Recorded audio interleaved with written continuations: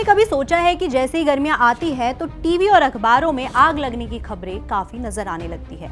इस साल भी दिल्ली एनसीआर समेत देश के अलग अलग हिस्सों में आग की कई घटनाएं सामने आ रही है।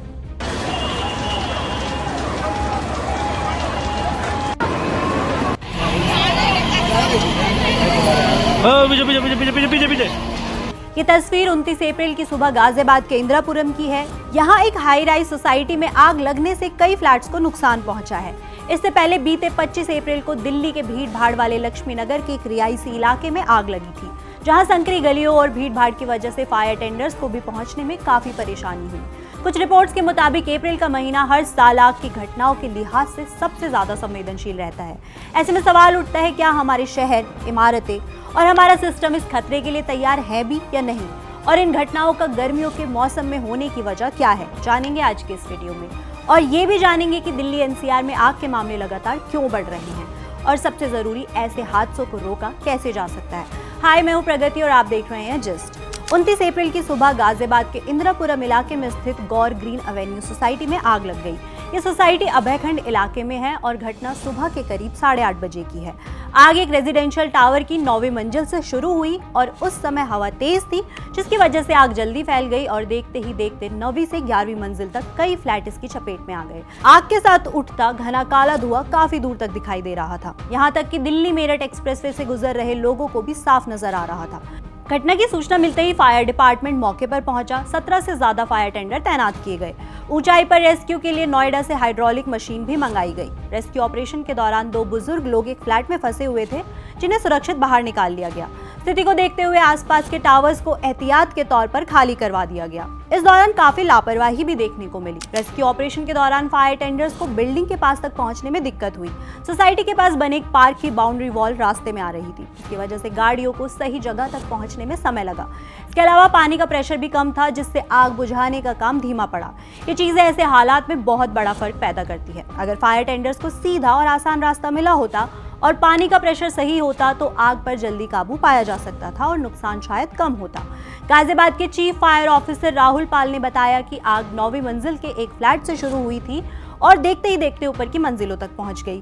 घटना में किसी प्रकार की कोई जानहानि नहीं है। त्वरित कार्रवाई से आसपास के 20 से ऊपर फ्लैटों को सुरक्षित बचाया गया है और आग को पूर्ण रूप से इस समय तक बुझा दिया गया। उन्होंने कहा कि आग पर पूरी तरह काबू पा लिया गया है। इस पूरे मामले में सबसे राहत की बात ये रही कि किसी की जान नहीं गई, लेकिन इसका मतलब ये नहीं कि नुकसान छोटा था। कई फ्लैट्स बुरी तरह प्रभावित हुए, कुछ पूरी तरह जल गए तो कुछ में आंशिक नुकसान हुआ है। आग लगने की वजह अभी तक आधिकारिक तौर पर साफ नहीं हुई है, लेकिन कुछ रेजिडेंट्स का कहना है कि इलेक्ट्रिक फॉल्ट की वजह से हो सकता है, लेकिन इसकी पुष्टि जांच पूरी होने के बाद भी होगी। फिलहाल फायर डिपार्टमेंट और प्रशासन पूरे मामले की जांच कर रहे हैं। इस घटना को लेकर उत्तर प्रदेश के मुख्यमंत्री योगी आदित्यनाथ ने भी तुरंत संज्ञान लिया। उन्होंने पुलिस कमिश्नर और डिस्ट्रिक्ट मजिस्ट्रेट को मौके पर पहुंचने के निर्देश दिए और साफ कहा कि किसी भी तरह की लापरवाही बर्दाश्त नहीं की जाएगी। अब बात करते हैं कि गर्मियां शुरू होते ही आग की घटनाएं इतनी तेजी से क्यों बढ़ रही है। बात दिल्ली की करें तो दिल्ली फायर सर्विस के आंकड़े बताते हैं, साल 2024 में आग से 113 लोगों की मौत हुई थी। 2025 में संख्या घटकर 76 हो गई थी, लेकिन 2026 में 15 अप्रैल तक 36 लोगों की जान जा चुकी है और 193 से ज्यादा लोग घायल हो चुके हैं। सिर्फ मौतें ही नहीं, आग की घटनाओं की संख्या भी तेजी से बढ़ रही है। इस साल के शुरुआती 3 महीने में ही 8000 से ज्यादा फायर कॉल्स दर्ज हो चुके हैं। इसी बात से अंदाजा लगाया जा सकता है कि घटनाओं की संख्या कहीं ज्यादा हो सकती है। अभी कुछ ही दिनों पहले दिल्ली के लक्ष्मी नगर में भी ऐसा ही एक मामला सामने आया था। 25 अप्रैल को दिल्ली के लक्ष्मी नगर इलाके में ट्रांसफार्मर में अचानक आग लग गई और देखते ही देखते आग आसपास के रिहायशी इमारतों तक फैल गई। आग इतनी तेजी से फैली कि कई इमारतें इसकी चपेट में आ गई। करीब 14 फ्लैट्स पूरी तरह जल गए और लोग किसी तरह अपनी जान बचाकर बाहर निकले। गनीमत रही कि इस घटना में किसी की जान नहीं गई, लेकिन नुकसान काफी बड़ा था। कई परिवारों का घर और सामान पूरी तरह जल गया। लक्ष्मी नगर से कुछ दिन पहले अप्रैल के ही महीने में दिल्ली के रोहिणी इलाके में बुद्ध विहार में झुग्गियों में भीषण आग लग गई थी। दोपहर के समय अचानक आग भड़की और देखते ही देखते कई झुग्गियां उसकी चपेट में आ गई। झुग्गियां होने की वजह से ज्यादातर जगहों पर लकड़ी, प्लास्टिक और टिन जैसा सामान मौजूद था। जिसकी वजह से आग तेजी से फैलती चली गई। इस हादसे में एक ही परिवार के 3 लोगों की जिंदा जलकर मौत हो गई थी।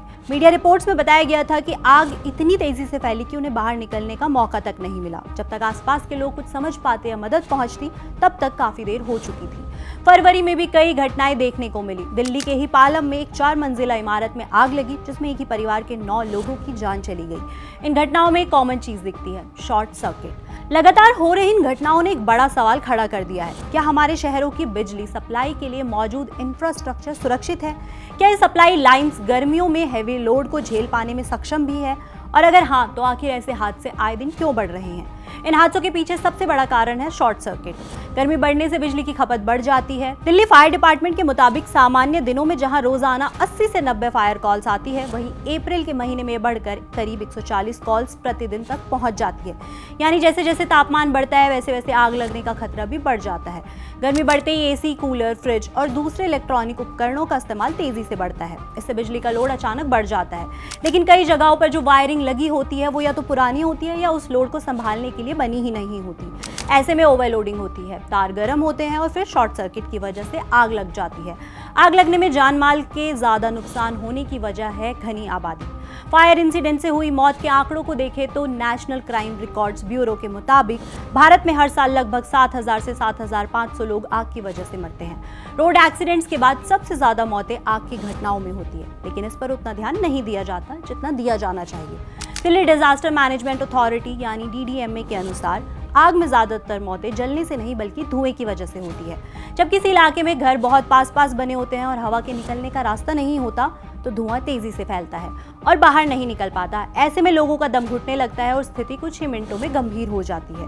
इसके अलावा कई रिहायशी इलाकों में फायर सेफ्टी गाइडलाइंस फॉलो नहीं की जाती। DDMA के आंकड़ों के मुताबिक 2024-25 में दिल्ली में 7,312 आग लगने की घटनाएं दर्ज है, जिनमें से 5,506 रिहायशी इमारतों में थी, लेकिन इनमें से सिर्फ 12 के पास ही वैध फायर NOC था। यानी ज्यादातर इमारतें जरूरी सुरक्षा मानकों का पालन ही नहीं कर रही थी। एक और बड़ी समस्या है संकरी गलियां और अतिक्रमण। शहर के कई पुराने और भीड़भाड़ वाले इलाकों में फायर टेंडर समय पर अंदर तक पहुंच ही नहीं पाते। ऊपर से अवैध पार्किंग और रास्तों पर ही कब्जा, जिसकी वजह से देरी हो जाती है और आग के मामले में ये देरी बहुत भारी पड़ सकती है। गाजियाबाद की घटना का ही उदाहरण ले तो हमने यही देखा कि फायर टेंडर्स को पहुंचने में दिक्कत हुई, पानी का प्रेशर भी कम था। जब बात हाई राइज बिल्डिंग की आती है तो खतरा और बढ़ जाता है। इसकी कुछ बड़ी वजहें हैं, वो जान लेते हैं। पहली, हाइट। जब आप 10वीं या 20वीं मंजिल पर होते हैं और आग लगती है तो सबसे बड़ी चुनौती नीचे पहुंचना होती है। आग के साथ अक्सर बिजली चली जाती है, जिससे लिफ्ट बंद हो जाती है। स्टेयरकेस अगर धुएं से भर गया तो वहां से निकलना मुश्किल हो जाता है और इतनी ऊंचाई पर बाहर से रेस्क्यू करना भी आसान नहीं होता। दूसरी है आग का तेजी से फैलना। हाई राइज बिल्डिंग्स में वेंटिलेशन के लिए खाली जगह, डक्ट एरियाज और एलिवेटर शाफ्ट्स होते हैं। ये सब मिलकर आग को ऊपर की तरफ खींचते हैं, यानी एक फ्लोर पर लगी आग कुछ ही मिनटों में कई मंजिलों तक फैल सकती है। इसके अलावा एक और बड़ी वजह है फायर डिपार्टमेंट्स के पास पर्याप्त रिसोर्सेज का ना होना। हर शहर में ऐसे हाइड्रोलिक प्लेटफॉर्म्स या लैडर्स नहीं हैं जो बहुत ऊंची इमारतों तक आसानी से पहुंच सके। बड़े शहरों में भी हाई राइज रेस्क्यू की कैपेसिटी अभी भी सीमित है। भारत के शहर अब तेजी से हाई राइज की तरफ बढ़ रहे हैं।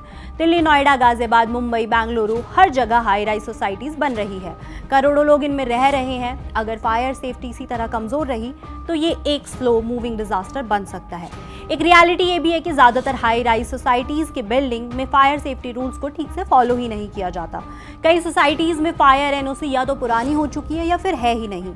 भारत का नेशनल बिल्डिंग कोड साफ कहता है कि हर राइज सोसाइटी में smoke detector, sprinkler system, public address system, fire pumps, clear escape routes, fireman lift, fire rated doors और वाटर स्टोरेज होनी चाहिए। लेकिन असल में ये सब इम्प्लीमेंट नहीं होता। अक्सर होता क्या है, बिल्डर शुरुआत में NOC ले लेता है, लेकिन उसके बाद रेगुलर ऑडिट नहीं होता। स्प्रिंकलर्स लगे होते हैं लेकिन सालों तक चेक नहीं किए जाते। फायर पंप है या नहीं, उसमें डीजल है या नहीं, वो काम करता है या नहीं, किसी को पता नहीं होता। आपको 2024 का राजकोट हादसा याद होगा। यहाँ एक गेमिंग जोन में आग लगने से 32 लोगों की मौत हो गई थी। बिल्डिंग के पास वैलिड फायर NOC तक नहीं था, स्ट्रक्चरल सेफ्टी क्लियरेंस भी नहीं था, फिर भी वो बिना किसी रोक टोक के चल रही थी। ऐसा नहीं है कि आग न लगने देना ही किसी देश या शहर के लिए कामयाबी की बात है। बल्कि आग लगने के बाद उसे समय पर काबू पाना और नुकसान को कम से कम होने देना भी अच्छे सिस्टम की निशानी है।